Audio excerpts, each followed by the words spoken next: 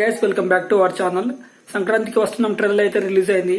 So మన చిన్నోడు పెద్దోడు ట్రైలర్ అయితే రిలీజ్ చేయడం జరిగింది అనమాట. సీతమ్మ వాకిట్లో సిరిమల్ల చెట్టు తర్వాత ద బిగ్గెస్ట్ కాంబినేషన్ అని చెప్పుకోవచ్చు అనమాట. ట్రైలర్ అయితే రిలీజ్ చేయడం జరిగింది.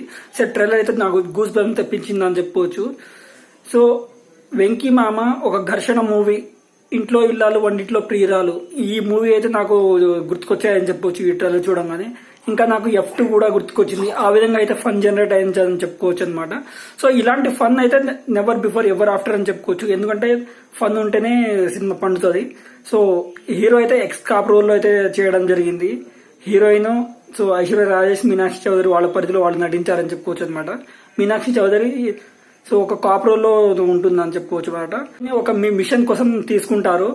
సో అదైతే అత్యంతంగా వినోదభరితంగా అయితే ఉందని చెప్పుకోవచ్చు అనమాట. నాకైతే చాలా చాలా బాగా నచ్చింది.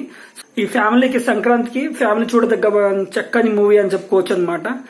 సాంగ్స్ వేయడమా సాంగ్ ఇరుక్కు, బీజియం వేయడమా బీజియం ఇరుక్కు అయితే హీరోయిన్ తీసుకోవడం జరుగుతుంది. అప్పుడు నేను కూడా వస్తానని చెప్పేసి హీరోయిన్ అంటున్నాను అనమాట. ఐశ్వర్య రాజేష్ వీళ్ళు ముగ్గురు అయితే వెళ్తారు.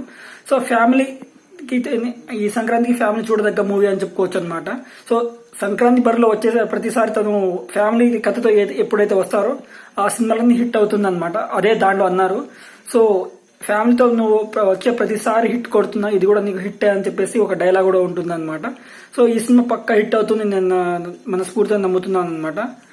సో ఒక సాంగ్ అయితే హిట్ అయింది.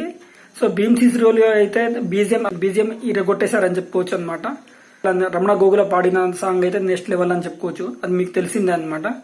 గోదావరి గట్టు మీద రామచిలకవే అది ఎంత పాపులర్ అయిందో ఈ సినిమా కూడా అంత పాపులర్ హిట్ అవుతుందని మనస్ఫూర్తిగా కోరుకుంటున్నాను. సో ఈ సినిమా మీకు ఎలా అనిపించిందో కామెంట్ చేయండి అనమాట. ఈ ట్రైలర్ అయితే నాకు చాలా చాలా నచ్చింది. మీకు ఎలా అనిపించిందో కామెంట్ చేయండి. సో కొన్ని సాంగ్స్, కొన్ని బీజిఎం, ఇంకా కొన్ని కామెడీ చూస్తుంటే నాకు F2, F3, సో ఇంట్లో ఇల్లాలు వంటిలో ప్రియురాలు, సో ఆ కాబరోలు చూస్తుంటే నాకు ఘర్షణ ఈ మూవీస్ గుర్తుకొచ్చాయి. మీకు ఏమైనా గుర్తుకొస్తే కామెంట్ చేయండి. Signing off Narayana reviews.